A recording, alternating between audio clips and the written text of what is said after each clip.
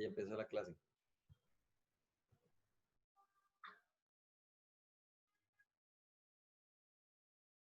Estudiantes, buenos días, ¿me escuchan?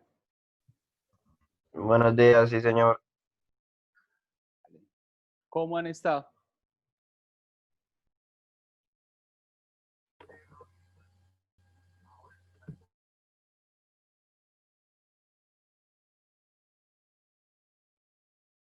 Aló, ¿me escuchan perfecto?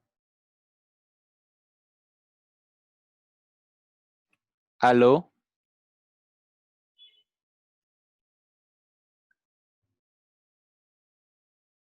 Vamos a dar inicio a la clase y en ese sentido vamos a hacer, vamos a indicar, bueno, de qué vamos a hablar el día de hoy y sobre qué es lo cómo va a ser el derrotero de toda nuestra explicación el día de hoy. Hoy nosotros vamos a hablar acerca eh, acerca de la relatividad de los contratos específicamente del negocio jurídico y vamos a estar explicando todo lo concerniente, bueno, en qué consiste ese principio del derecho privado y puntualmente, y vamos entonces a mirar, bueno, el concepto de parte, de sujeto de derecho, el concepto de tercero, a fin de que nosotros podamos vislumbrar todo lo concerniente a lo que podamos ver en cuanto a ese mandato que pues de suyo es del negocio jurídico. Ya está aquí. ¿Me escuchan? Profe, fuerte y claro. Perfecto. Señor, se escucha perfectamente. Ok, estoy en ese momento cargando las diapositivas porque igual ese material es para que ustedes se puedan apoyar en lo concerniente a esta clase. Entonces estoy teniendo un poquitico de problemas porque algo me está indicando que la RAM de aquí de la Mac está casi llena y entonces los procesos de acá están bastante ralentizados. Entonces ya estoy aquí abriendo. Ya aquí tengo listo esto y voilà. Voy a compartir en este momento la pantalla.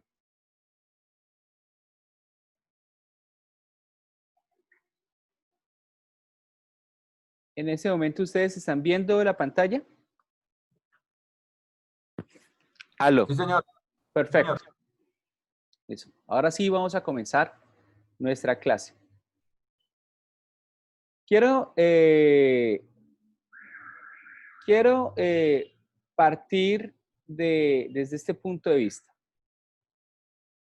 Desde la clase pasada. Esa es la última ayuda de nuestra sesión pasada.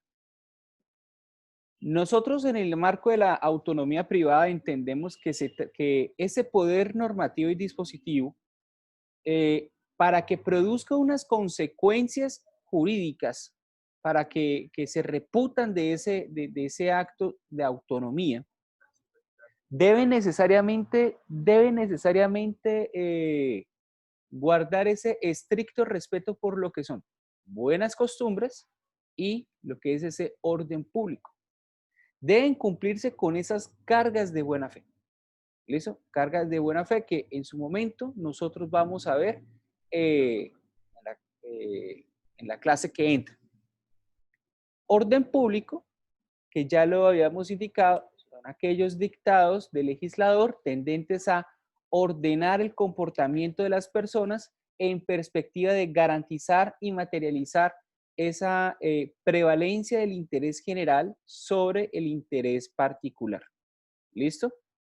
Y que pues tiene unos desarrollos de un orden económico que es de carácter positivo, más que prohibición, es un orden de dirección, de protección, ¿sí? Y otros parámetros otros parámetros de carácter negativo o de carácter prohibitivo, en el sentido que establece mediante ciertas normas jurídicas de carácter textual, como lo vienen siendo esas normas imperativas, ese jus cogens, establece que un negocio jurídico determinado no puede adelantarse de determinada manera diferente a la que el legislador mismo establece. ¿Listo, compañeros? Eso por ese lado. Y en el caso de las buenas costumbres, corresponde a esos parámetros que la sociedad establece como necesarios para que, de acuerdo con esas costumbres sociales, para que de acuerdo con esas circunstancias que sí necesariamente varían de uno u otro lado en cada sociedad, pues se materialice esa actividad de los particulares. Entonces, en caso de las buenas costumbres, entonces decimos esos valores necesarios,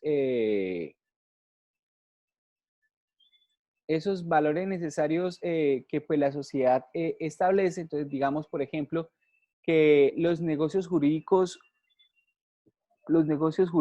de los particulares que vayan, que impliquen, por ejemplo, del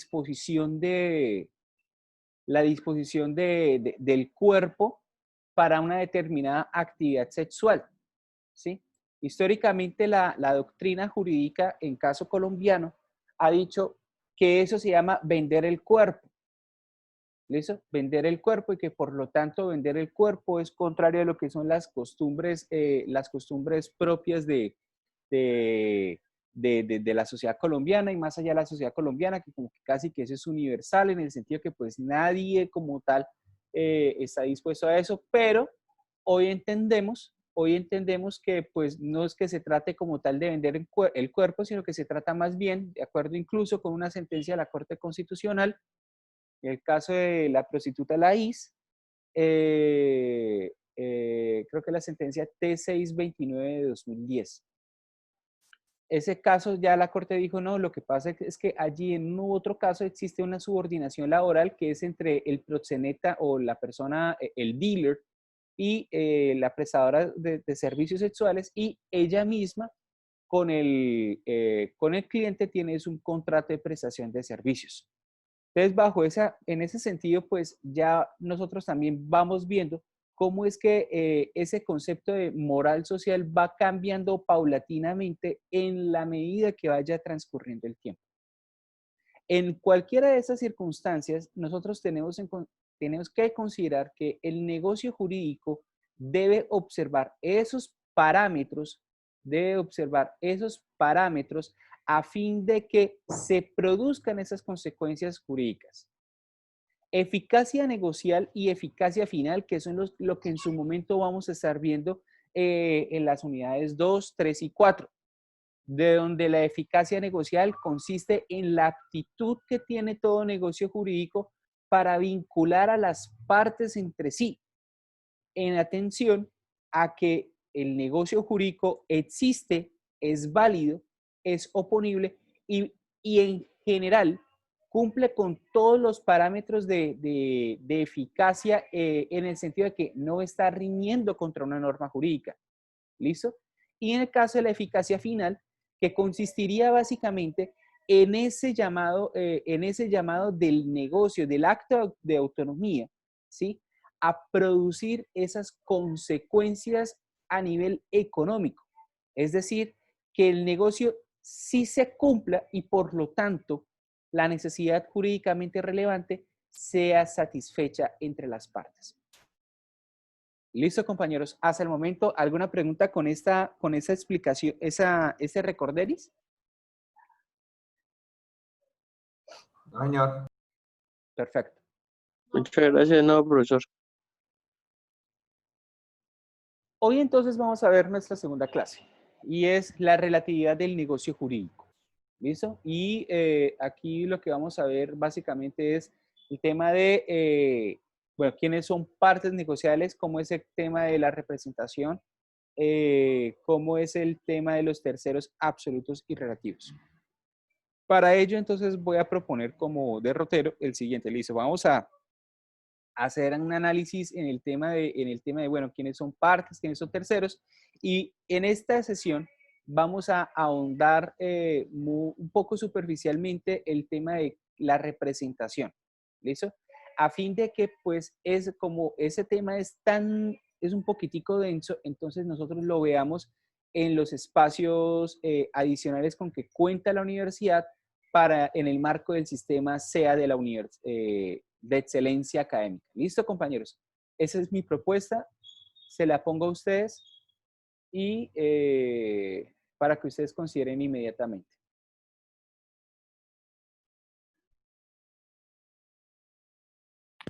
Compañeros. Bueno, no dijeron absolutamente nada. Entonces voy a voy a entender aquí todo esto, que sí va a ser así. Está bien, profesor. Profe Lucas, ¿me puede volver a repetir? Ah, ok. Claro, que vamos a estar ahondando todo lo que, vamos a estar ahondando un poquitico más en el tema de representación en el marco del sistema SEA de la universidad. Ok, ¿Listo? señor. Perfecto. De acuerdo. Listo. Entonces, decimos, el principio de la relatividad de los contratos va muy, lo primero que tenemos que decir es que va muy ligado con con una de esas proyecciones de la autonomía privada, con dos proyecciones puntualmente que nosotros en su momento habíamos indicado, y es, en primer lugar, la libertad que tiene cada individuo para escoger con quién contrata, ¿sí? Y la libertad para contratar directamente o por interpuesta persona. ¿Perfecto? Entonces, en ese sentido, vamos desarrollándolo de esa manera y por lo mismo y tanto, en ese escenario de proyecciones autonómicas, es que nosotros deberíamos entender cómo ese res inter alios acta, ¿sí? Se traduce en perspectiva del negocio jurídico. Tanto el profesor Guillermo Espina Fernández como el maestro Fernando Inestrosa hablan que ese principio o ese postulado mejor, porque ellos lo refieren no como principio, sino como postulado, hace referencia a que los negocios jurídicos que son creados por las partes, espera un momentico, por favor.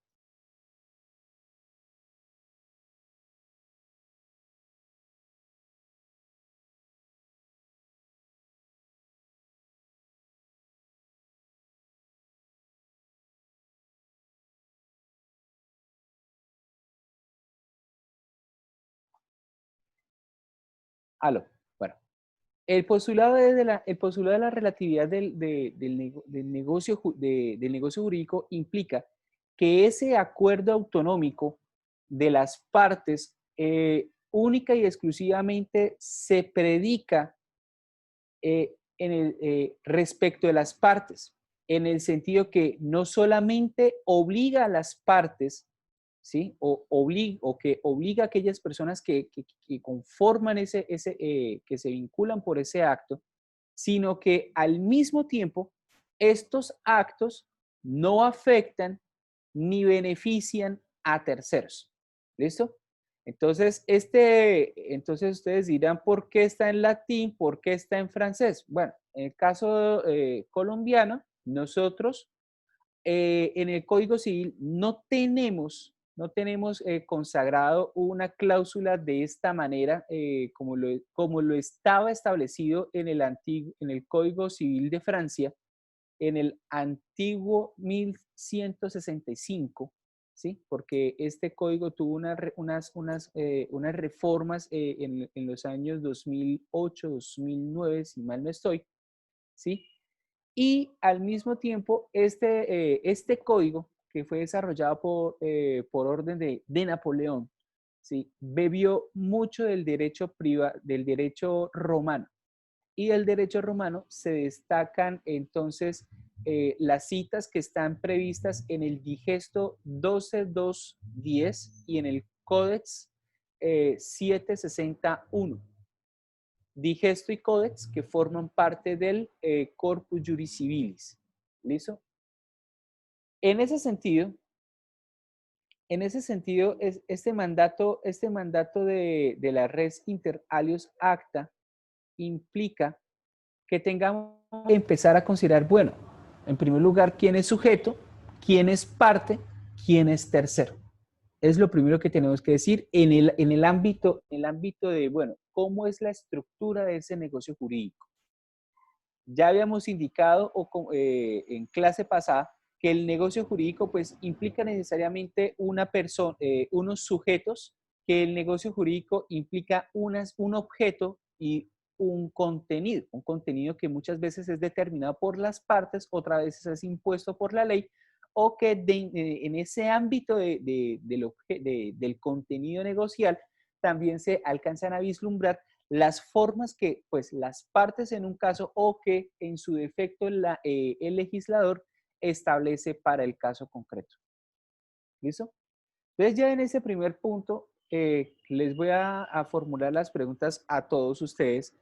Entonces que me indiquen en lo que ustedes entienden quién es sujeto, quién es parte y quién es tercero. Y entonces abran los micrófonos para efectos de que ustedes me puedan participar aquí en la sesión. ¿Quién es sujeto? ¿O qué entienden ustedes que es sujeto? ¿Qué entienden ustedes que es parte? ¿Y qué entienden ustedes que es tercero? Los escucho. Profe, pues para mí el sujeto es la parte de, por ejemplo, la parte de la herencia que le deja una persona que fallece. Las partes, los herederos, para mí, ¿no? Y los terceros son, pues, aparte Aló, de, aló. Diego, es que se está entrecortando un poquitico. ¿Puede usted repetir lo último? Lo concerniente a terceros.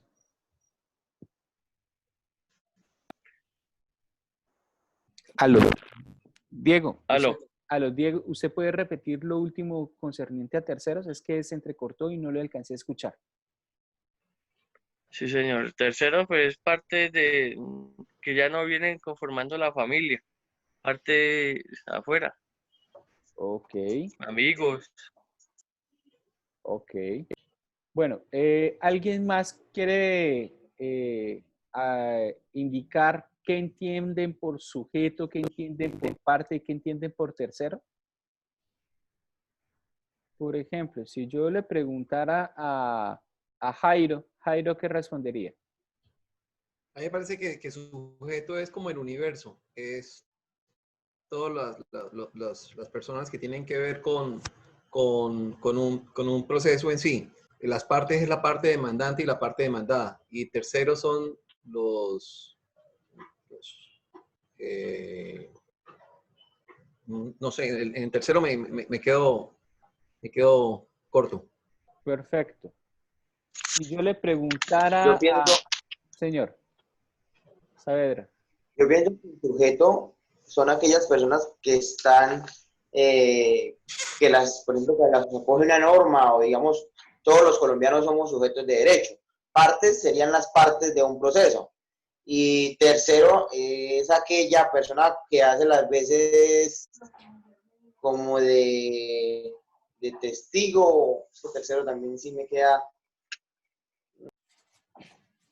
Bueno, si yo le preguntara a la compañera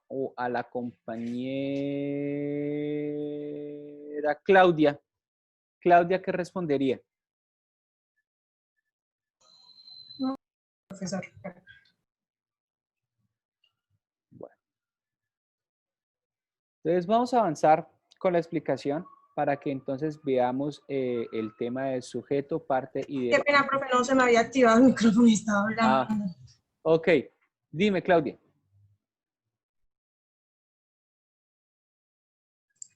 Ya. Yo diría que el sujeto son como las partes, la relación, perdón, las partes son como la relación jurídica y el sujeto es como lo que marca todo el proceso, pues lo que se va a hacer. Y los terceros sí, estoy igual que los compañeros, no sé qué puedo hacer. Bueno, perfecto. Entonces, ya con eso, entonces vamos a ir mirando todo lo concerniente a. ¿Listo, compañeros? Profe, una pregunta. Dime, ay, hijo de pucha, dime. Dime. Profe, yo estuve, bueno, para mí, pues el concepto que saqué de parte según las copias de Ospina Fernández, para mí las partes, bueno, estas no solo no participan directamente en un acto jurídico, o sea, no son solo aquellas que no participan directamente en un acto jurídico, sino también los que son representados por algunos agentes. Para mí los sujetos también son todas las personas que abarcan esos actos jurídicos. Y pues los terceros sí veo que habla de unas categorías, en los actos jurídicos habla de unas categorías de terceros absolutos y terceros relativos, pero entonces quisiera como más, no sé, para mí hay como una confusión ahí, porque me habla de también unos asignatarios sucesorales forzosos y los acreedores. Bueno, te estás adelantando. ¿Listo? Okay. Vamos a ir poquito a poco, pero vamos a ir explicando. ¿Listo? Sujeto, parte y tercero en 3, 2, 1. ¿Listo?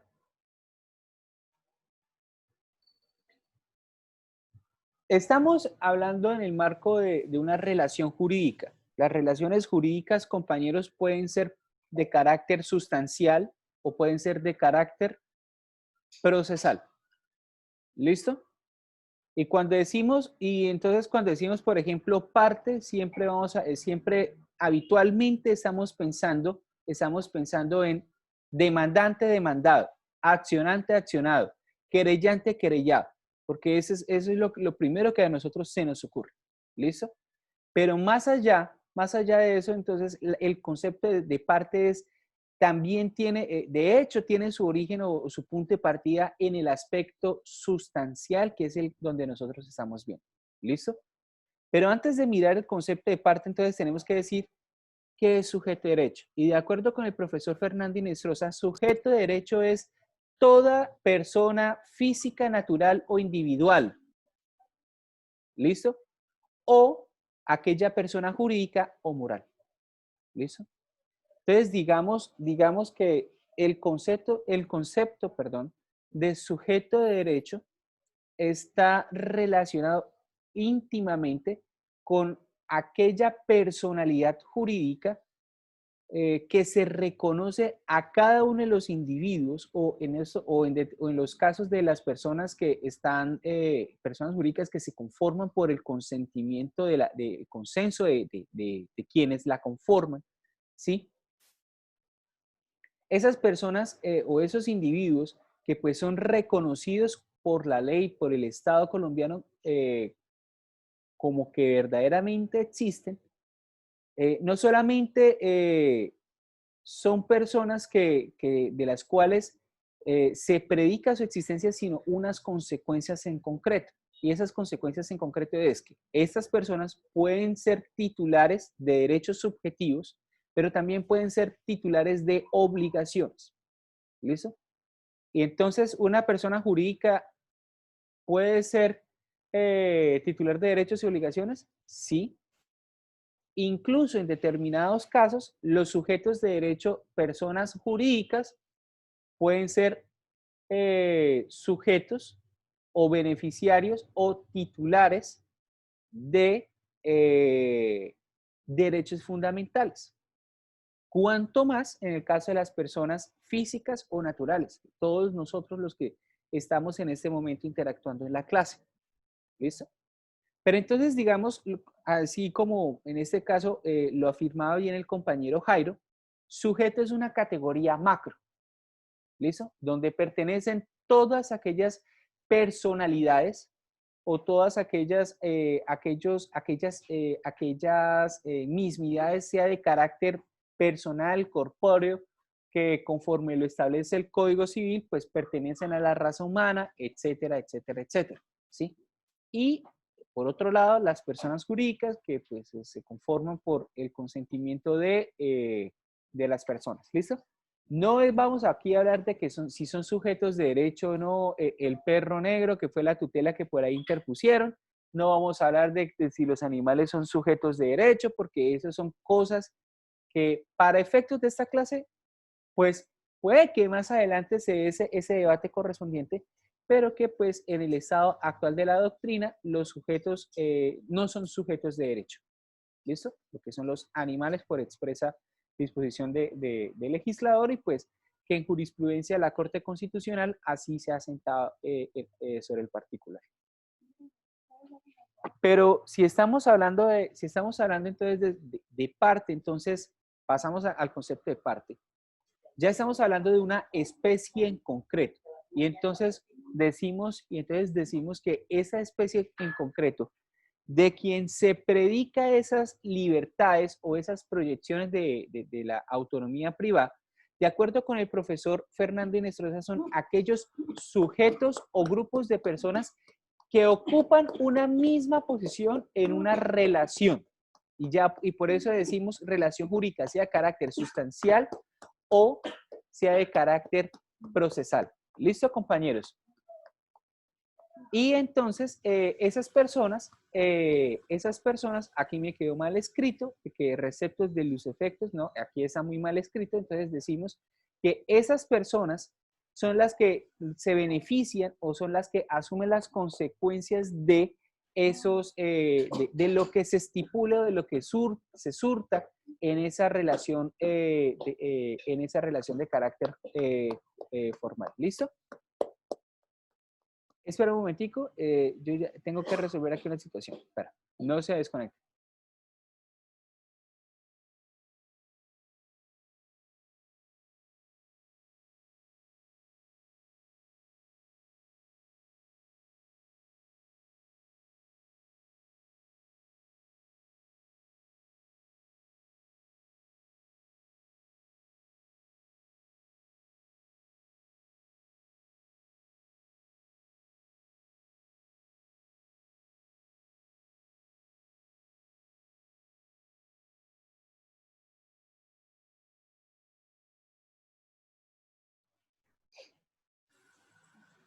Aló, retomo entonces.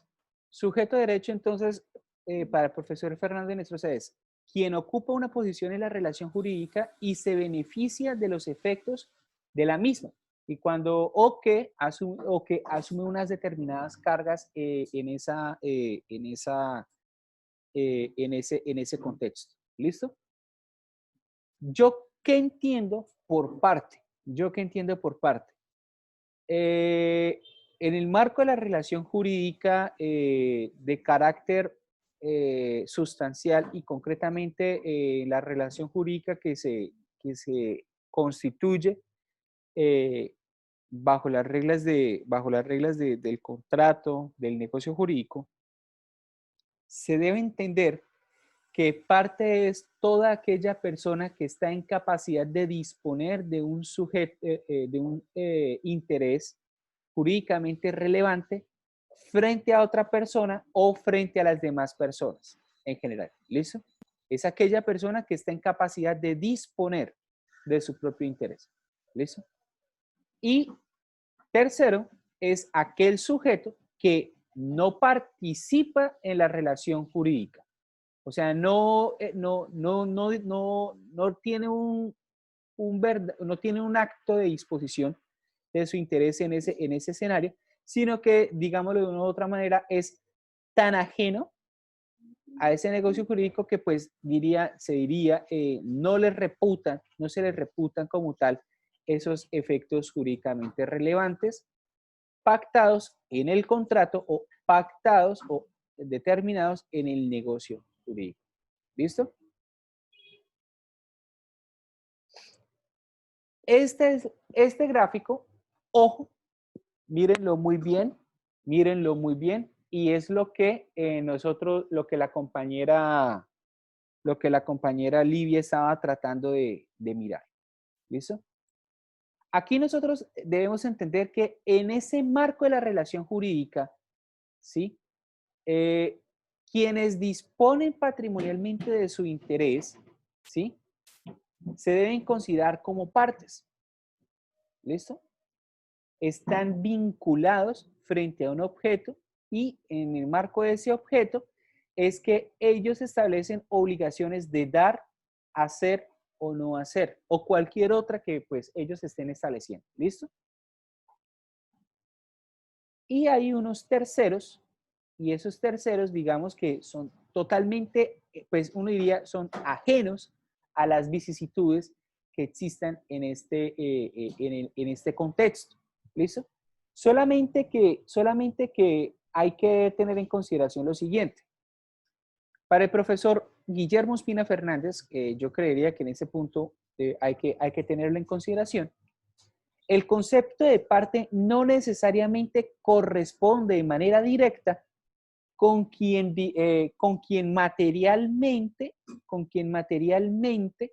dispone de ese interés. Entonces, ahí es cuando él habla acerca de la gente, que digamos que sea esta personita y esta personota, ¿listo? Digamos de una u otra manera, pero que pues para el profesor Fernando Inestrosa, él lo considera como la parte material y la parte formal.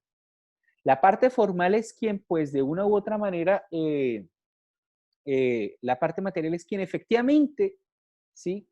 Dispone de ese interés. Y la parte formal es quien figura disponiendo de ese interés, que son, digamos, juegos de palabras, pero que hacen referencia a cuando una persona dispone de manera directa de su propia necesidad en el marco del negocio jurídico o si lo hace por interpuesta persona.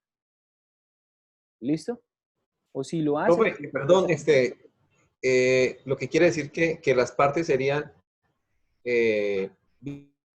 victimario, demandante, demandado, creyente o querellado y sus apoderados. Pues si nosotros lo vamos a mirar, Jairo, desde una perspectiva procesal, digamos que sí. Pero yo a lo que los invito es, hay que ampliar la noción de parte y de representante, en el sentido de que no sea sola y exclusivamente en el escenario de las relaciones procesales. O sea, no necesariamente tiene que existir digamos, un proceso reivindicatorio, o no necesariamente tiene que existir un proceso ejecutivo para que yo pueda decir, usted es parte, usted es contraparte, o usted es representante de, o usted es representante de. ¿Listo? No Perdón, profe, pero el necesariamente. representante normalmente es el apoderado. ¿Sí? Digamos que sí, en los escenarios procesales, sí necesariamente. Pero más allá de la connotación procesal, vuelvo y digo que es a lo que para efectos de esta clase es lo que estoy tratando de transmitirles, ¿sí?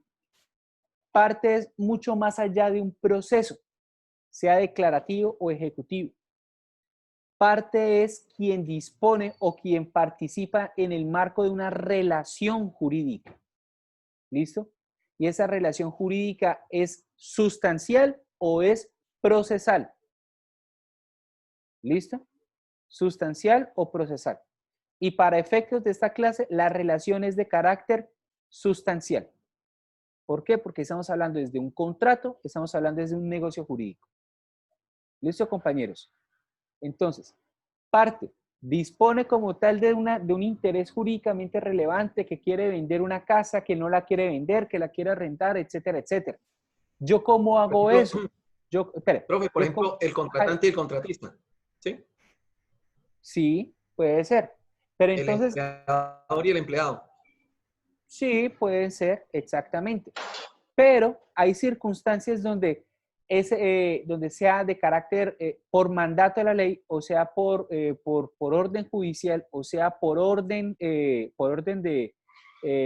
o por disposición autonómica, pues la persona que vaya que va a disponer de ese interés necesariamente va a tener que contar con una representación, con alguien que se presente como nuncio ante las demás personas y que pues entonces no vean a ese nuncio como una persona independiente, sino que vean en esa persona, en ese sujeto, como si fuera la misma imagen de quien está disponiendo, del dueño como tal de esa circunstancia. ¿Listo?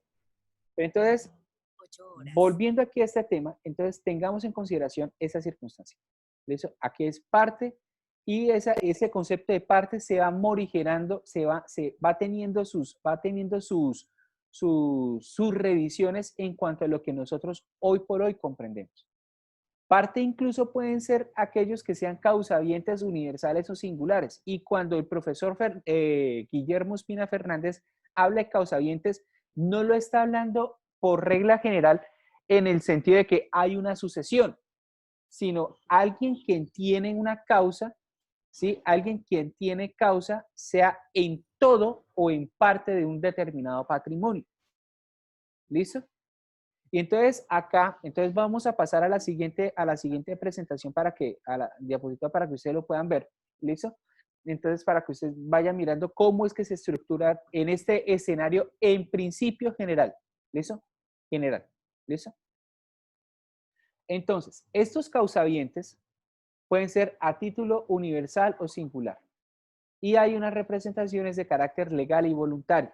¿Listo? Y en el caso de los terceros, que son aquellas personas que pues no tienen nada que ver, que no hacen parte de ese negocio jurídico, hay unos terceros que son absolutos en el sentido que pues definitivamente ellos no tienen nada que ver con el negocio jurídico y que respecto de ellos, lo que se establezca en ese contrato o lo que se establezca en ese negocio jurídico, pues no les afecta, les resulta indiferente.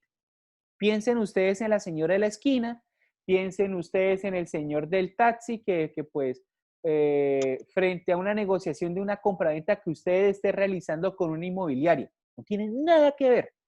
Y lo que le afecta a esa inmobiliaria, en el negocio con esa inmobiliaria, pues no tiene absolutamente, no le afecta en nada a esa persona.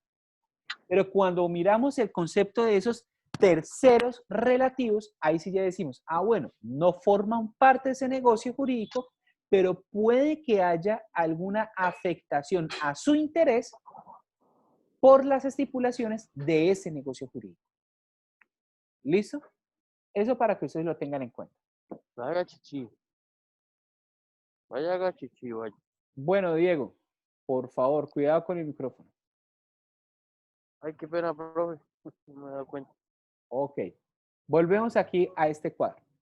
Entonces decimos, primero, ya sabemos quiénes son parte. Entonces decimos, agente es la persona que básicamente está disponiendo de su que es dueño de ese interés. ¿Listo? Digamos, yo soy dueño de mis derechos de autor sobre determinadas obras y pues yo dispongo directamente de ese interés. ¿Listo? Ahora, miremos el tema del representante. ¿El representante quién es? Es enuncio.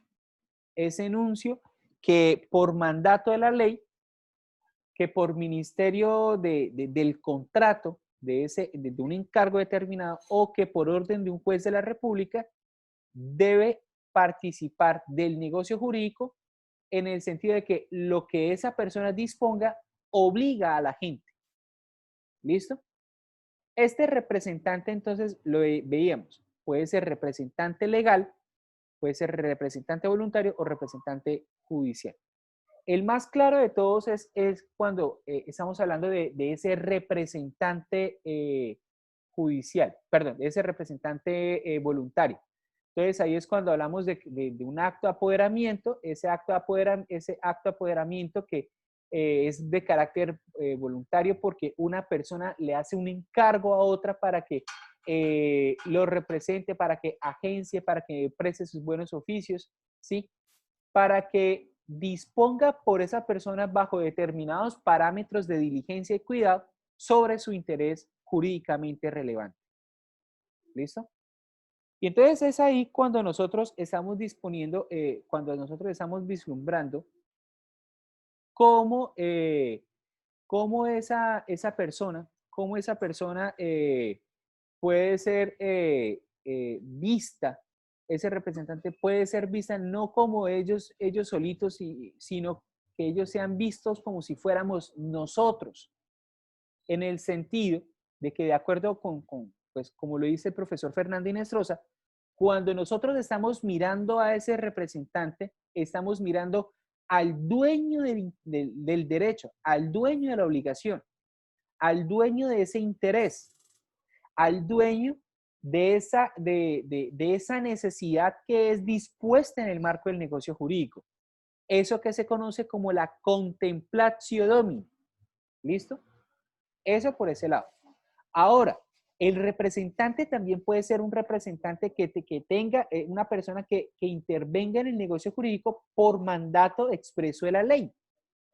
Y cuando decimos por mandato expreso de la ley, decimos, en primer lugar, es la ley quien ordena que en ese caso, o sea, no es que, ay, yo quiero que esta persona participe. No, señores. Es la ley que obliga a las partes a que necesariamente ese negocio jurídico tenga que contar con ese acto de apoderamiento. ¿Listo? Sea en atención a la naturaleza de las personas o sea en atención a la naturaleza misma del acto por el cual se está disponiendo o se está realizando.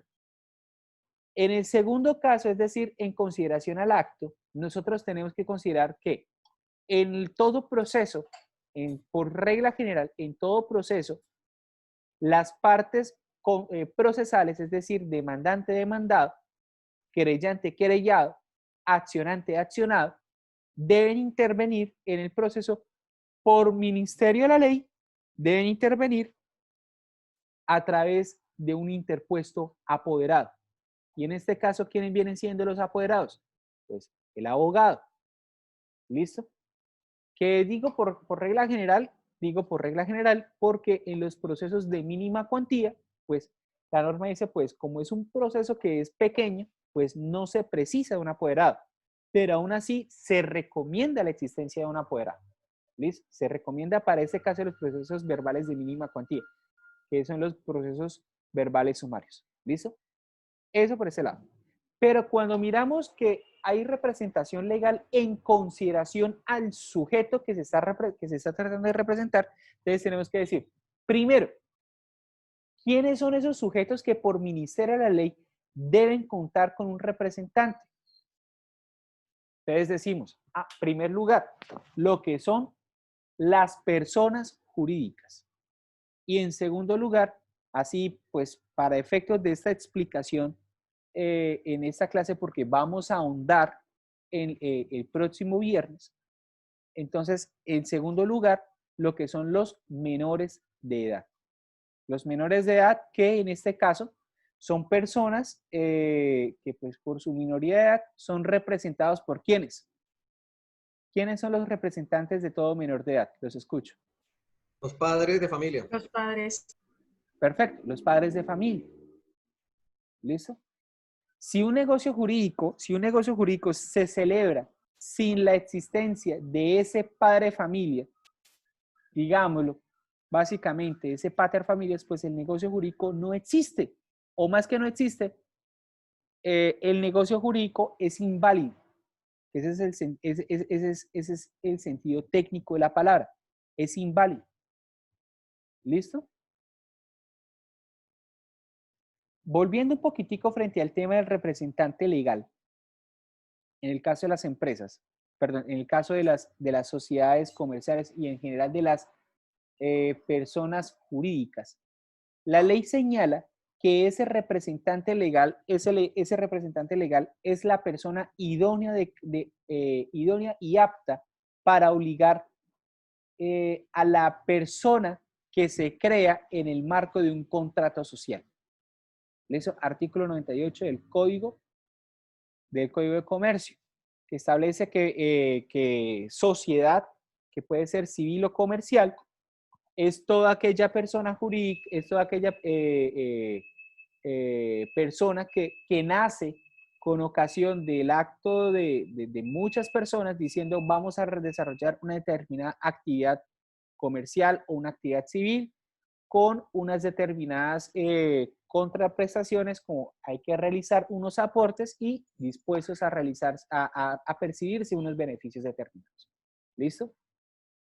Pero entonces hay que, cuando decimos representante legal de esas personas jurídicas, se predica de aquellas personas que por mandato legal, compañeros, por mandato legal se considera que son personas jurídicas. Y digo esto porque ustedes ya en uno u otro caso podrán estar pensando en el tema de los consorcios, de lo que son las uniones temporales. Lo que son los consorcios, lo que son las uniones temporales, ¿sí? Son negocios jurídicos que no engendran persona jurídica.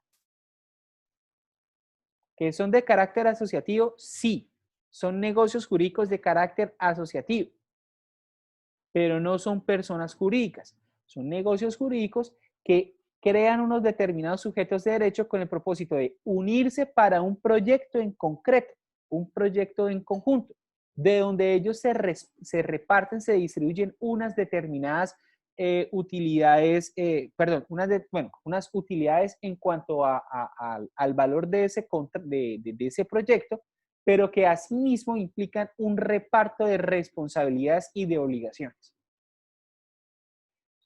Y bajo ese sentido hay que decir, ¿se pierde la personalidad jurídica de las personas que conforman ese contrato, esa unión temporal o ese consorcio? No. Los consorciados o los que participan en esa unión temporal no pierden esa personalidad jurídica. Ellos siguen siendo ellos mismos. Entonces la pregunta mía es, ¿por qué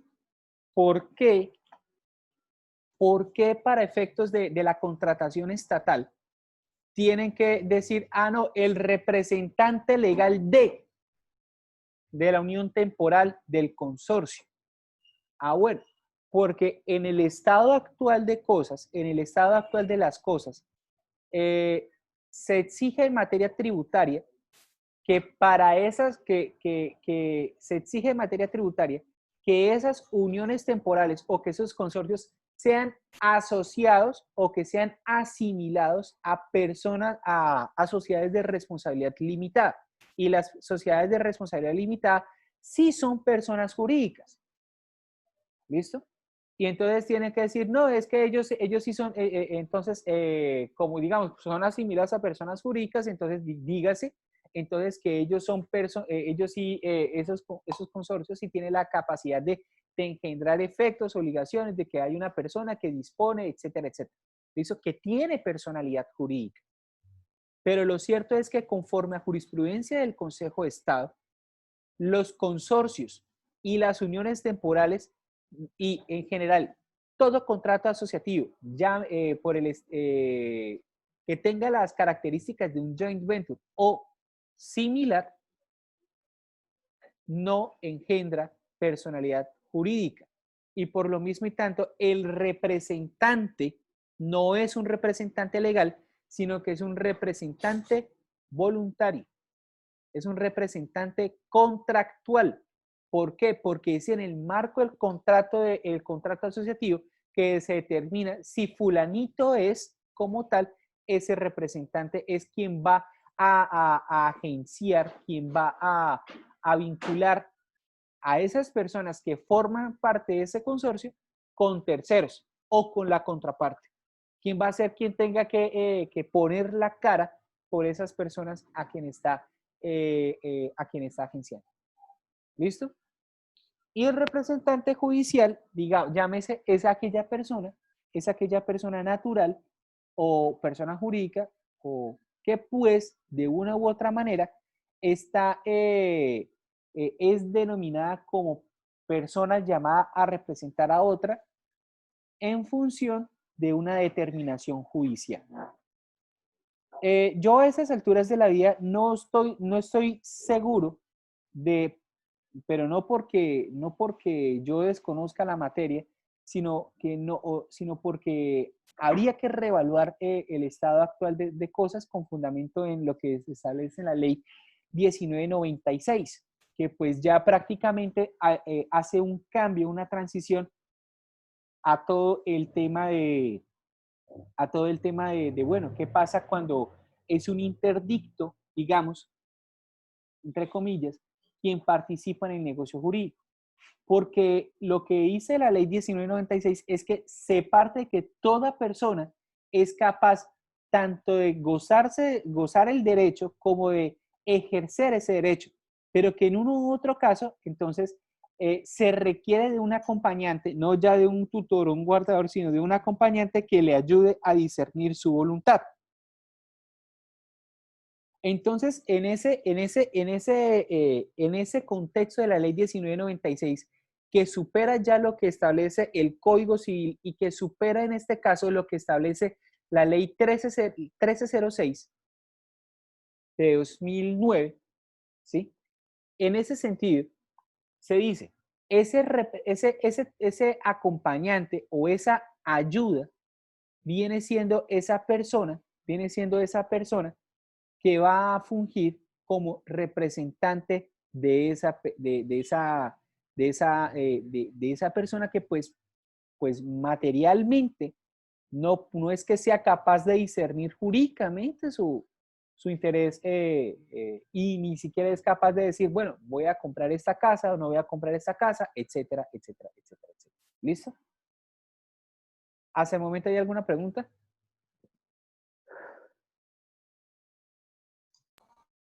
Claro, No, señor. Listo. Entonces, esos escenarios de la representación los vamos a ahondar en el marco, del sistema SEA de la universidad. ¿Listo? Ahora, hay unos causavientes universales y hay unos causavientes singulares. Cuando digo causavientes no estoy hablando de una sucesión, aunque para estos efectos también pueden ser asimilados como tal en el marco de una sucesión. ¿Listo? Causaviente universal es toda aquella persona que respecto del agente tiene una participación en todo el patrimonio de esa persona o que pues suceden básicamente en todos esos derechos de esa persona. Por antonomasia, tenemos que decir, cuando una persona fallece, entonces están quienes, lo que son los herederos, y esos herederos son los que van a tener que poner la cara por el agente y ya no serían unas personas que pues están en un grado separado, sino que al momento del fallecimiento de esta persona, pues estos causavientes universales van a estar acá como posición de parte y van a tener que disponer de ese interés jurídicamente relevante. ¿Listo? ¿Qué es lo que se dice al respecto de la doctrina? Hay unas excepciones por las cuales lo que figura aquí en este contrato no pasa a estos causavientes universales. ¿Listo? La primera de esas excepciones es cuando el negocio jurídico, es decir, estas dos partes disponen sobre ese interés. Ese negocio jurídico se suscribe en consideración expresa de las calidades de esa otra persona. Es decir, se trata de un contrato intuitu persona. ¿Listo? Y cuando decimos entonces ese contrato intuitu persona, yo estoy diciendo, yo estoy suscribiendo el negocio jurídico con Carlos El Pío Valderrama porque es Carlos El Pío Valderrama, el de allá de Pescadito, allá de Santa Marta, que es lengua y largo, y que la esposa le dice, pues, mi amor, yo te quiero mucho, y el man le dice, ajá, todo bien. ¿Listo? Ajá, todo bien. Si yo suscribo el contrato con cualquier otro Carlos, el Pío Valderrama, entonces pues, o mejor dicho, si yo cuando suscribo el negocio jurídico y entonces estoy vislumbrando que Carlos El Pío Valderrama no es el Carlos El Pío Valderrama que jugó en la Selección Colombia, sino que es otro Carlos Pío Valderrama, entonces ya en ese caso nosotros estaríamos hablando de un error de hecho que puede anular el negocio jurídico, que lo invalide. ¿Listo? Pero que para en el caso concreto, estamos diciendo, si yo suscribo, por ejemplo, un acuerdo con Fernando Botero, el pintor, es Fernando Botero quien está llamado única y exclusivamente a exonerarse o a cumplir esos negocios o esas prestaciones pactadas en el marco del contrato o a beneficiarse de esas circunstancias en concreto. ¿Listo? Es única y exclusivamente la parte. Entonces, en primer lugar, cuando el contrato se suscribe en consideración de la persona o cuando se trata de un contrato intuitu persona. Segundo, cuando se trate de derechos personalísimos.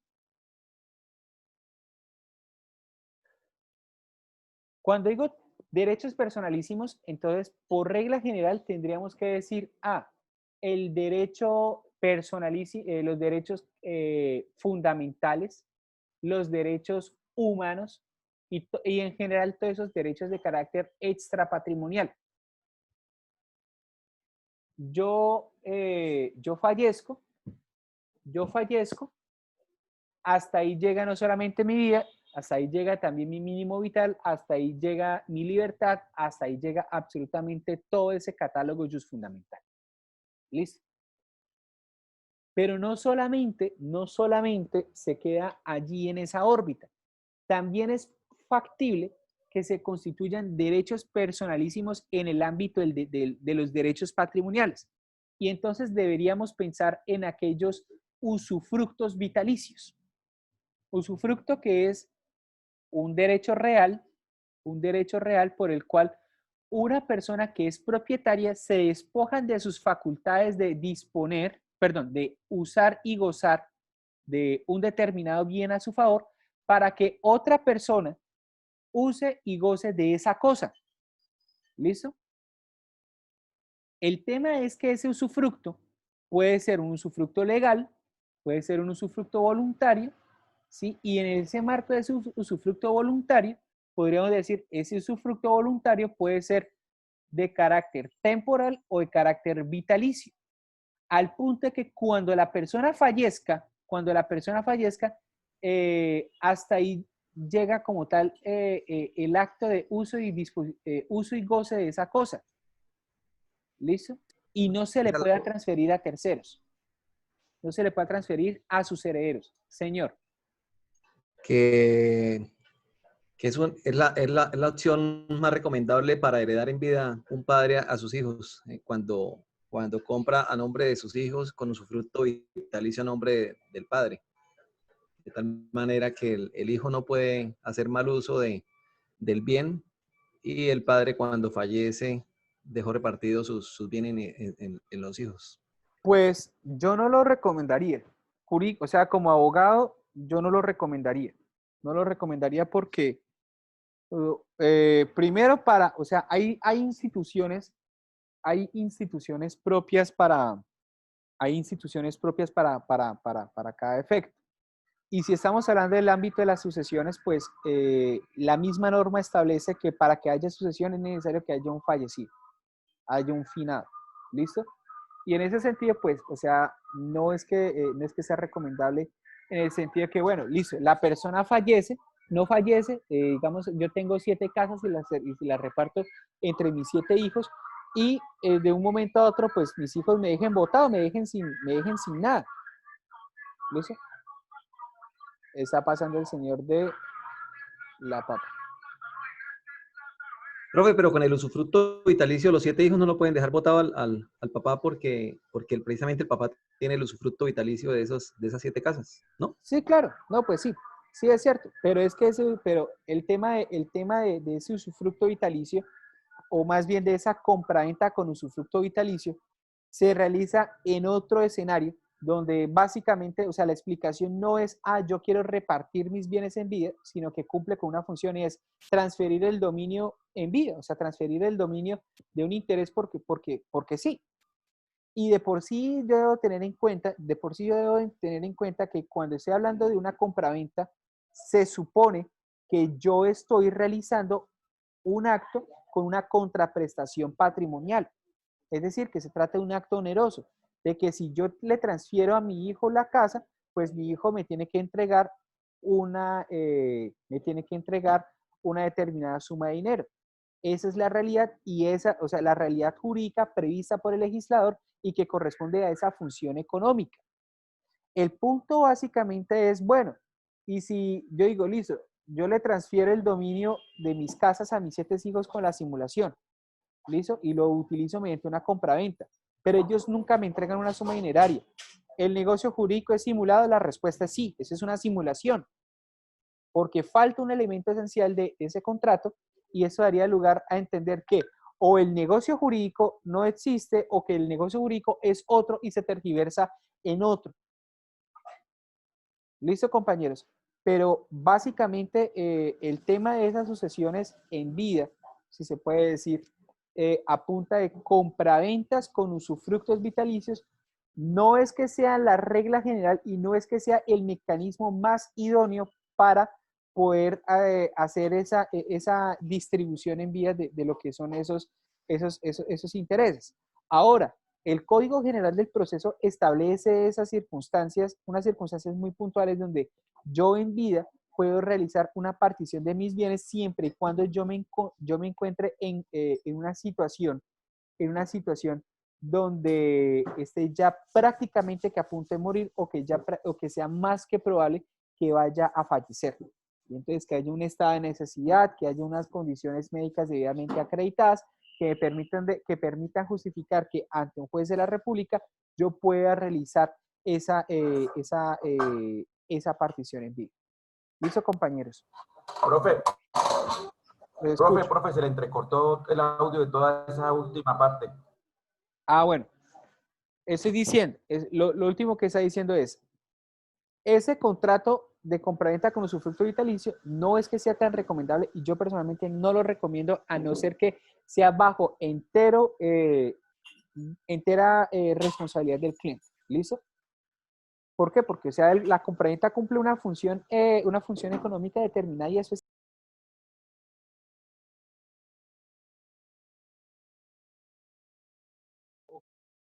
necesidad. Aló.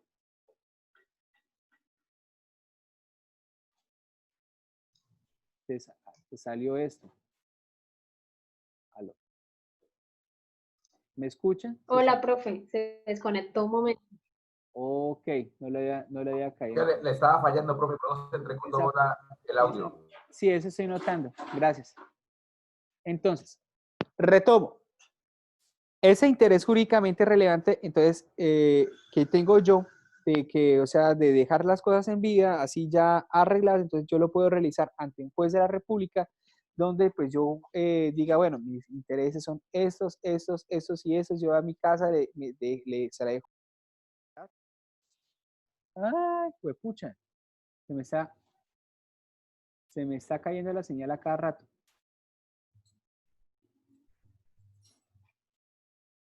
Entonces, ese interés, vuelvo y se lo digo, a ver, que sea la última vez que yo le explico.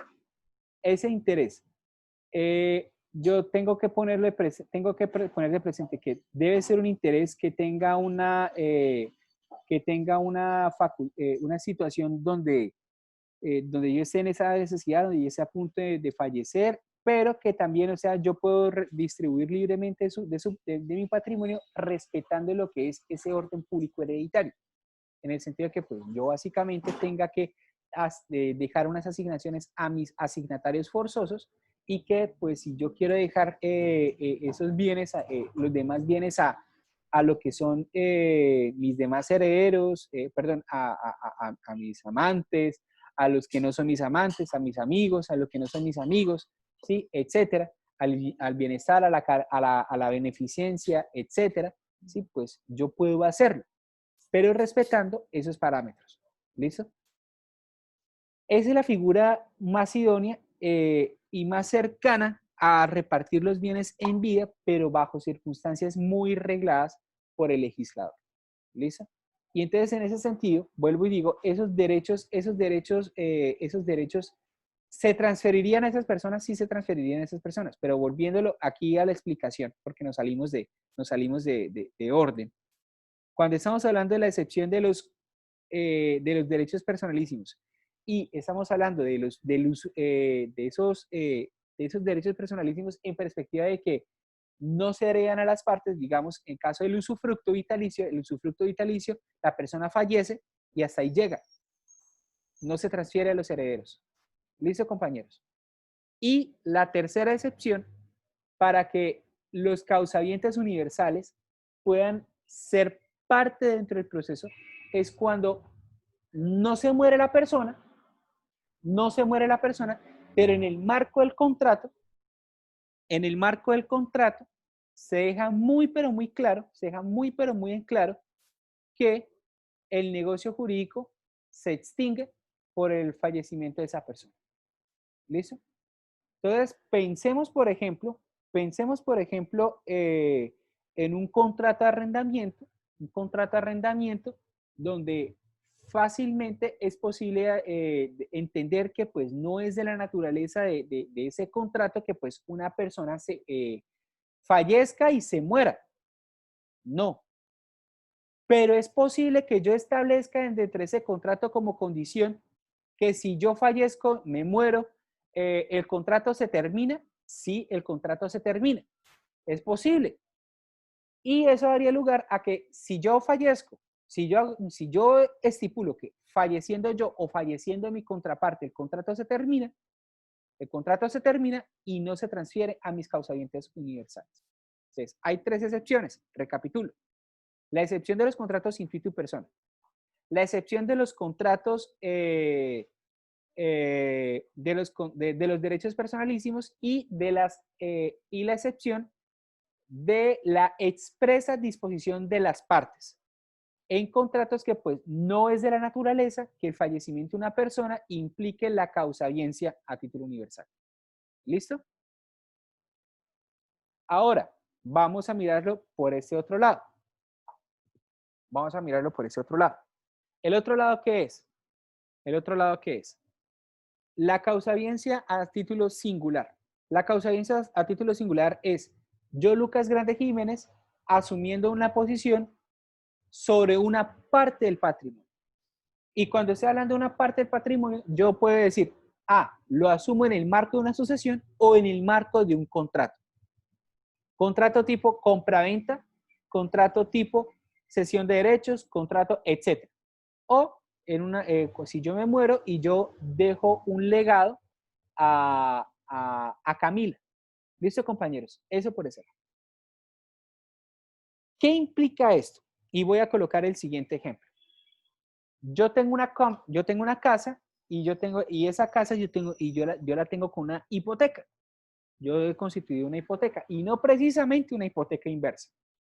Pero yo dejo listo, tengo una hipoteca y el compañero Jairo está interesado en comprar esa casa. Los usos y costumbres, los usos y las costumbres que pues existen hoy por hoy señalan que pues si yo quiero vender esa casa, pues yo la vendo libre de todo gravamen y entonces eso significa que yo deba pagar la hipoteca. ¿Listo? Pero es factible que Jairo asuma compre la casa y asuma la hipoteca, pues sí es factible. O sea, eso no es, o sea, el gravamen como tal no es que esté sacando el bien del comercio jurídico, pero sí puede ser significativo en el sentido de que el bien puede estar respaldando una obligación personal a favor de un tercero, es decir, que se constituye un derecho real. En el momento en que Jairo asuma la compra, el dominio por esa compraventa ese dominio que yo le estoy legando, no solamente está adquiriendo un derecho real, ¿listo? No solamente está adquiriendo un derecho real, que es el derecho de dominio. Él también está asumiendo los gravámenes, ¿sí? Que se está asumiendo, por ese negocio jurídico. Es decir, él también está asumiendo esa hipoteca. Entonces, cuando estamos asumiendo lo que son, cuando tenemos esa consideración, esa connotación de causaviente singular, queremos decir, en el marco del contrato, no solamente yo estoy asumiendo los derechos, sino que también estoy asumiendo las obligaciones. A no ser que cuando estemos hablando de una cesión de derechos o una cesión de contratos, pues entonces única y exclusivamente, única y exclusivamente estamos, básicamente en recapitulo la idea. Cuando estamos hablando de una cesión de derechos o que estoy cediendo mi posición en el contrato, entonces en ese escenario yo ya estaría estableciendo una diferenciación y un contrato, unas estipulaciones que tienen unas connotaciones totalmente diferentes. Cuando hablo de una cesión de derechos, yo estoy hablando de, listo, asumo absolutamente todas las obligaciones, pero también los derechos. Pero cuando estoy cediendo mi posición en el contrato, que es totalmente diferente, yo única y exclusivamente estoy diciendo, recibo los beneficios, recibo los derechos, pero no recibo las obligaciones. ¿Listo? Ese es otro cuento. Pero la regla general es que si yo suscribo una cesión de derechos, si yo suscribo una compraventa, si yo suscribo cualquier otro contrato que implique transferencia de un determinado bien o un determinado derecho a favor de otra persona, pues la otra persona, o en este caso puedo ser yo, va a tener que estar asumiendo tanto los derechos como las obligaciones. ¿Listo, compañeros? Estos derechos que se establecen en la parte de ese contrato, que se establece ahí en el contrato, pues uno diría, listo, se predica única y exclusivamente de quienes son parte y que pues solamente entre ellos tienen esos determinados efectos jurídicos. Pero hay situaciones donde lo que yo esté estableciendo puede estar afectando a terceros. Y esos terceros, ¿quiénes vienen siendo? Primero, lo que son esos acreedores y segundo, esos asignatarios forzosos. Y cuando yo digo acreedores, entonces comienzo. Listo, esos son acreedores y esos acreedores son aquellas personas que son titulares de un determinado derecho personal que debe ser satisfecho por el comportamiento activo u omisivo de una determinada persona. Comportamiento activo que puede ser un dar o un hacer y el omisivo pues básicamente es un no hacer. ¿Listo? Es factible que el negocio jurídico pueda ser suscrito de manera soterrada, de manera maliciosa, de manera malintencionada, en el sentido de que, por ejemplo, yo me quiera insolventar y mi contraparte lo sepa muy bien. Y entonces, en ese sentido, el interés de ese acreedor se ve menoscabado. ¿Por qué? Porque es que todas las personas tenemos como prenda general para esos acreedores nuestro patrimonio. Y si yo estoy suscribiendo un negocio jurídico, donde yo estoy transfiriendo maliciosamente la propiedad, ¿sí? Donde yo estoy transfiriendo maliciosamente la propiedad, pues lo más probable o lo más evidente es que ese patrimonio yo lo estoy diluyendo. Y al estarlo diluyendo, pues mi acreedor no va a tener cómo ejecutarme. Y como no va a tener cómo ejecutarme, ese derecho va a quedar insatisfecho para siempre. Entonces, ¿qué es lo que pasa? ¿Qué se puede hacer en ese caso donde malintencionadamente o yo esté, en una situación propia de lo que se denomina como fraude pauliano? ¿Yo qué es lo que puedo hacer? Muy sencillo. Yo como acreedor puedo ejercer una acción llamada acción revocatoria o acción pauliana, que tiene esos dos nombres. Y la acción revocatoria se ejerce en el término de un año contado a partir del momento en que se suscribe el contrato. Y en ese sentido,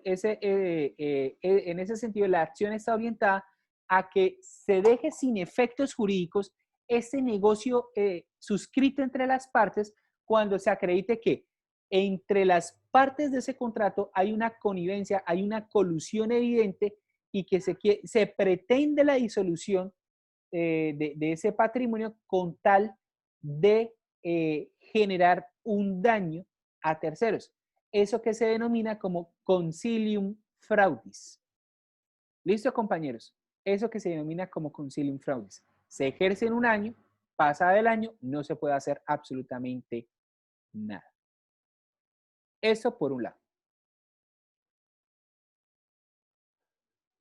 Por otro lado, también es factible que esos asignatarios forzosos, es decir, mis herederos, mis hijos, básicamente quienes tienen una legítima forzosa, una legítima rigurosa, ¿sí? Sean aquellas personas, sean menoscabados por ese contrato. Justamente, básicamente, o sea, vamos a retomar la situación que planteó el compañero Jairo y que es factible y que ocurre en la vida real y que por esa razón es una circunstancia que yo personalmente no recomiendo. Lucas Grande Jiménez tiene 3 hijos y de los 3 hijos que él tiene, pues hay un hijo que pues está por allá abandonado y que pues, o sea, nunca lo vio como hijo, es el marginado, etcétera, y pues a los otros 2 hijos siempre los vio como sus hijos amados, en el sentido de que pues básicamente los tuvo, digamos, con la mujer que siempre quiso, la mujer que siempre amó, ¿sí? Con esa persona con la que siempre tuvo ese interés de formar familia, que fue el amor de su vida. ¿Listo? Es factible, esas circunstancias son factibles que ocurren y que pues tengan su impacto en el derecho y que de una u otra causa, pues implique que yo a mis 2 hijos favoritos, yo les haga la partición de absolutamente todas esas, de todos mis bienes y les diga, a usted le vendo esto, a usted le vendo eso otro, a usted le vendo eso otro, a usted le vendo eso otro, etcétera. Le voy partiendo en iguales porciones entre esas 2 personas. Pero dejo por fuera a ese tercero relegado, a ese tercero que está por allá, sin saber que yo estaba haciendo esa negociación. ¿Listo? Cuando yo me muera, ¿qué es lo que espera ese tercer hijo? Ese hijo que pues yo nunca lo tuve en cuenta. Que si yo tuve bienes, ese hijo pues vaya a tener derecho en esos bienes. ¿Listo? Y eso significa por lo mismo y tanto. Si ese hijo, en caso tal, se llegara a dar cuenta que yo en vida hice esas compraventas, como son compraventas simuladas, ese hijo puede demandar la simulación de esos contratos. Y lo más seguro es que esos contratos vayan a caer. Y cuando van a caer, y como caen, eso significa que lo que yo hice en vida no va a tener efecto jurídico. Y como no tiene efecto jurídico, la partición de la herencia va a tener que realizarse conforme a lo que dice la norma jurídica. Es decir, partiendo entre 3. ¿Listo, compañeros? Sí, señor. Perfecto. Ok, profe. Perfecto. Eso por ese lado ya hemos visto. Y entonces aquí hay unas excepciones. Aquí ya hay unas excepciones. Unas excepciones a esa regla general de todo lo que es de que el negocio jurídico no surte como tal efectos, sino entre las partes. Entonces, hay circunstancias donde, en primer lugar, hay contrato colectivo y hay unos compromisos unilaterales que pues implican una obligación para con terceros. ¿Listo? Esas excepciones implican lo siguiente. En materia de contrato sindical, yo estoy indicando que, listo, yo me uno o creamos un sindicato y el sindicato nos agencia a todos los que pertenecemos a ese sindicato y entonces lo que determina ese sindicato afecta única y exclusivamente a quienes pertenecen a ese sindicato. ¿Listo, compañeros? Entonces, ¿cómo? Entonces en ese sentido... Qué pena. Señor. ¿Me puede repetir lo que acabo de decir que no le entendí porque es que internet se me cae? Ok, perfecto. El negocio, entonces, en el contrato sindical, digamos, estamos ya propiamente en el ámbito del derecho laboral. Se suscribe el contrato para crear un sindicato, etcétera. Entonces, lo que el sindicato haga por esa persona, pues, va a vincular a quienes formen parte de ese sindicato. ¿Listo? El punto es el siguiente, y en ese sentido yo estoy de acuerdo con Guillermo Ospina Fernández, y por esa razón, aun cuando cierto sector de la doctrina califica el contrato sindical como una manera de contrato colectivo, yo básicamente diría, no es que se trate como tal de un contrato colectivo, porque se trata más bien de una situación de representación. Lucas Grande Jiménez ingresa al sindicato, el sindicato hace y deshace, y por lo mismo y tanto, cuando hace y deshace, está haciendo y deshaciendo en nombre y representación de todas esas personas que pertenecen a ese sindicato. Y como está orando en nombre y representación de esas personas, pues básicamente se trata de una situación de representación, y si es un representante, básicamente de una u otra manera, a nosotros que formamos parte de ese sindicato, nos está poniendo en el nivel de partes. ¿Listo, compañeros? Que no es lo mismo, que ojo, no es lo mismo cuando hablamos de las convenciones colectivas de trabajo. ¿Por qué? Supongamos que se trate de un profesor que es recién ingresado al magisterio. ¿Listo? Pertenezca o no pertenezca a FECODE, pertenezca o no pertenezca a la USO, pertenezca o no pertenezca a las agremiaciones propias de los profesores, cuando esa persona va a recibir los beneficios que hayan sido negociados por esos sindicatos o por esas agremiaciones con los representantes de ese gremio, digamos, con los representantes del gobierno nacional. Sea que ese profesor forme parte de un sindicato o sea que ese profesor no forme parte de ese sindicato. ¿Listo? ¿Va a tener su derecho a sus primas? Sí va a tener su derecho a sus primas porque hace parte de esas convenciones colectivas de trabajo. El profesor nuevo o sea, no es parte, no negocia ese contrato, pero cuando llega y se vincula el magisterio, muy sencillamente a ese profesor le acobijan todas esas circunstancias que son propias de esas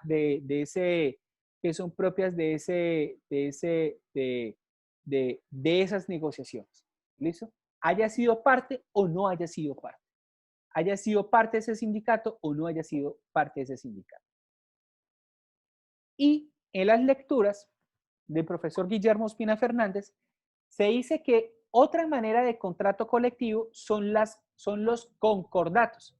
Solo que pues yo en este caso no me atrevo a hablar de concordatos, porque concordatos básicamente existen sola y exclusivamente frente a aquellos negocios o aquellas circunstancias de insolvencia que se adelanten bajo el régimen del Código de Comercio inicialmente o que haya sido generada bajo el marco de la Ley 222 de 1995 o, en el peor de los casos, en el marco de la Ley 546 de 1999.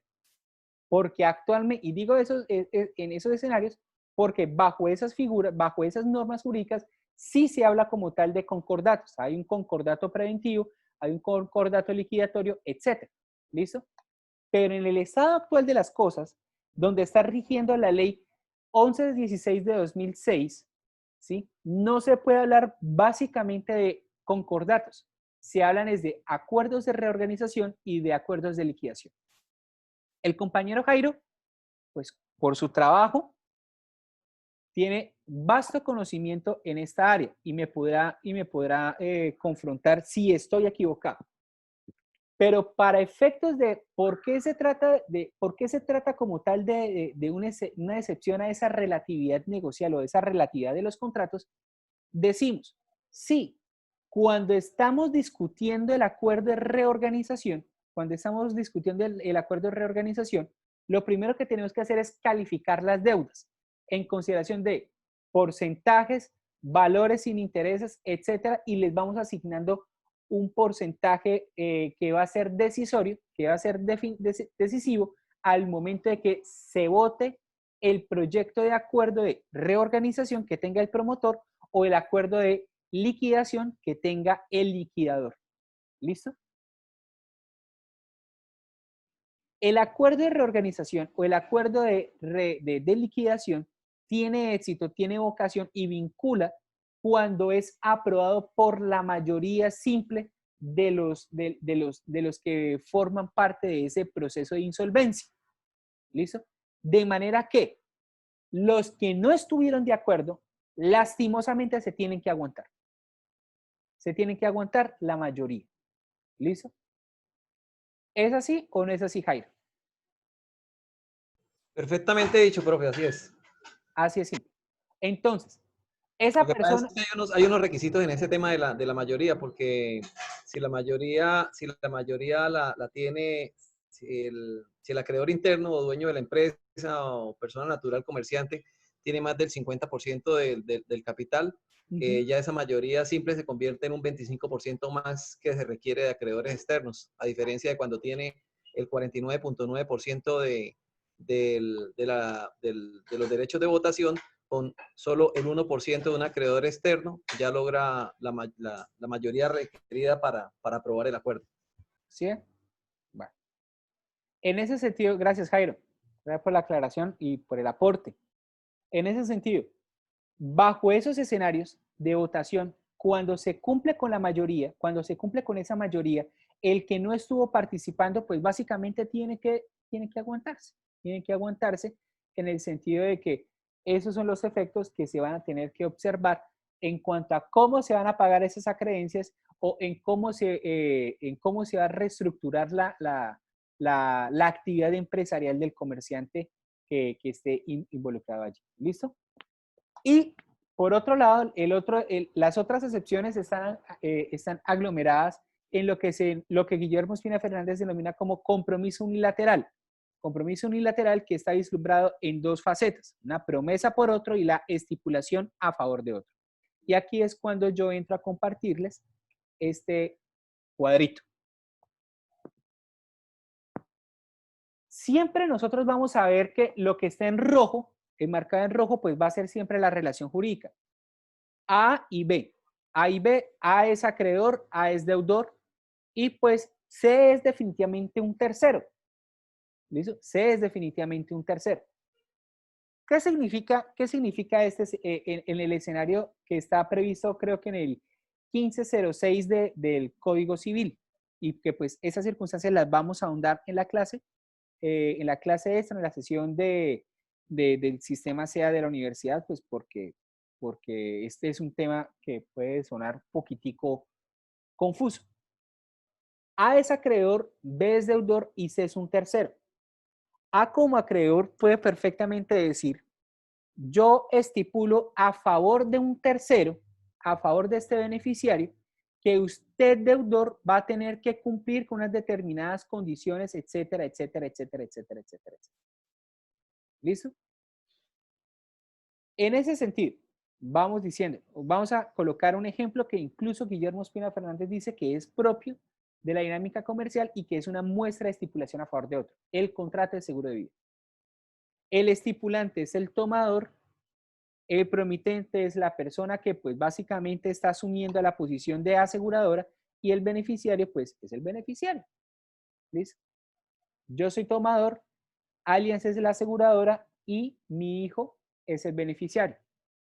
Si yo me muero por las causales que están pactadas en el marco del contrato de seguro, Allianz se compromete a pagarle a mi hijo el monto o el importe de esa póliza de seguro. ¿Listo, compañeros? Básicamente, esa es la situación de la estipulación a favor de otro que necesariamente vamos a tener que profundizar en otro escenario. ¿Qué implicaciones hay al respecto? Primero, entre A y B se predica el efecto vinculante del contrato. ¿Listo? Es decir, como ellos dos son parte, pues entre ellos dos se obliga el contrato y pues hay posibilidad de que el negocio jurídico sea revocado. ¿Listo? El negocio jurídico sea revocado.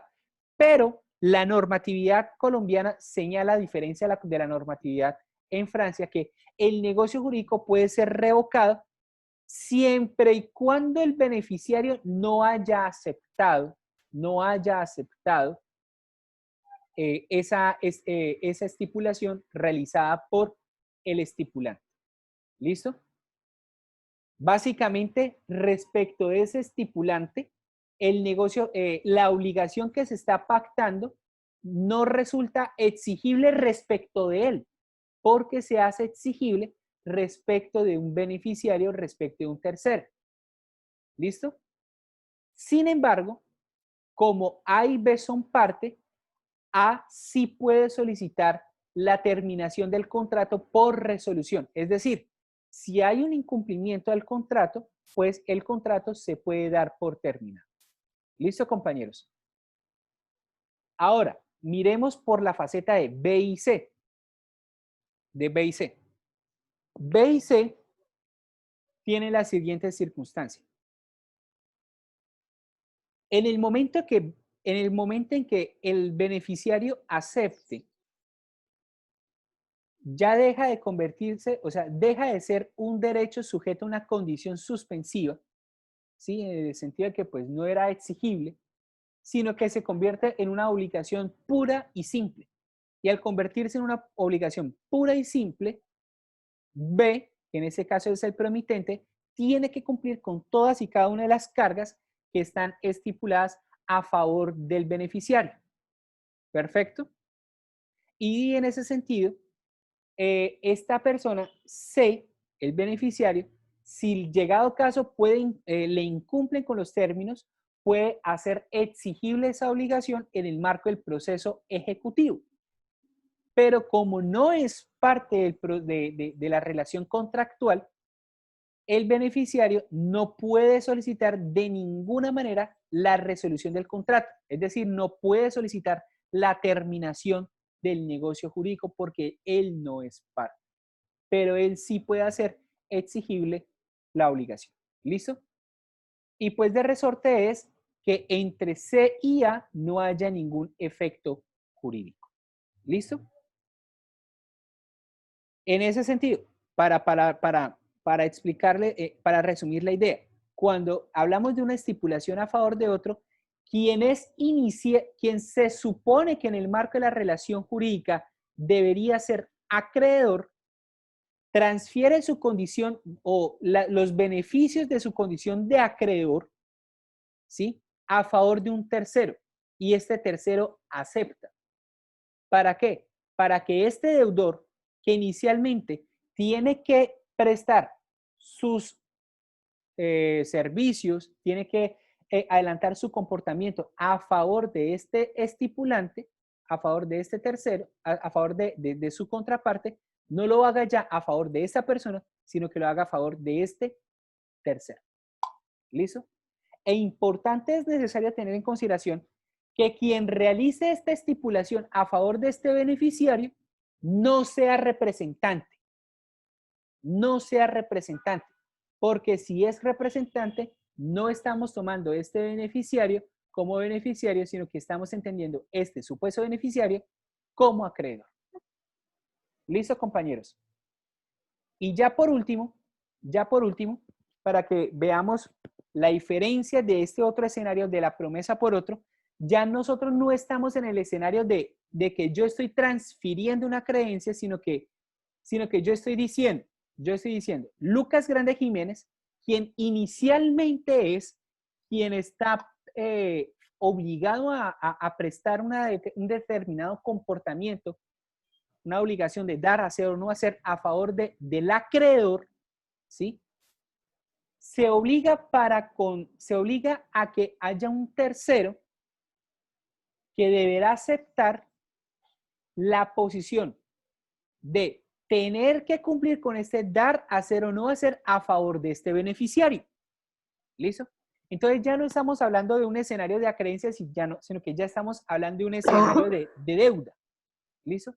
Ese tercero se convierte en esclavo del beneficiario de la relación jurídica en virtud del compromiso a que tiene que llegar B para con A. ¿Listo? Se predica. Ahora, ¿qué es lo que dice? Entonces, dice la norma en el 16, en el 1507 del Código Civil, por favor, tengan cuidado con los micrófonos. En el 1507 del Código Civil se establece que el negocio jurídico, esa clase de estipulación de promesas por otro, donde yo le digo que otro va a hacer algo por mí, ¿sí? Algo por mí, algo que yo debería estar haciendo, ¿sí? Básicamente, esa clase de estipulaciones vienen siendo ineficaces, salvo que este tercero ratifique esa estipulación. Tiene que haber ratificación. ¿Listo? ¿Para qué? Para que ese tercero, ahí sí, entonces empiece a cumplir materialmente estas situaciones. ¿Listo? ¿Y eso qué implica? Entre C y A hay un vínculo en el sentido de que si ratifica el negocio jurídico, pues se tiene que cumplir con todos los parámetros de la obligación de dar, hacer o no hacer que se haya pactado en ese escenario de la relación. ¿Entre quiénes? Entre A y B. ¿Listo? Entre A y B se predica ese efecto vinculante entre las partes y pues si hay incumplimiento, pues hay lugar a resolución del contrato, etcétera. Pero al mismo tiempo habría lugar a que haya acción de perjuicios a favor del beneficiario en caso tal de que B no logre que el tercero ratifique su condición de tener que prestar ese servicio a favor de ese beneficiario. ¿Listo? Y en cuanto a, entre B y C, se dice que no hay ninguna relación siempre y cuando no haya ratificación. Y el promitente asume una obligación de hacer, que es decirle a tercero, venga manito, acepte, venga manito, ratifíqueme esa vaina porque yo prácticamente que no puedo, mientras que usted sí. ¿Listo? Esa es la obligación de hacer que tiene B para con A y que debe ser, y que en ese sentido, pues, adquiere su significado en el sentido de que, pues, si C no acepta, pues, habrá una acción de perjuicios, es decir, habrá una responsabilidad civil contractual. ¿Listo, compañeros? Ok, profe. Listo, compañeros. Entonces, así quedamos en esta ocasión. Nos vemos, anuncios parroquiales para la próxima semana. Vamos a tener que vernos, en contratos civiles y mercantiles para el principio de buena fe. Las lecturas ya saben cuál es. Y en el viernes de la próxima semana, entonces nos vamos a encontrar en el marco del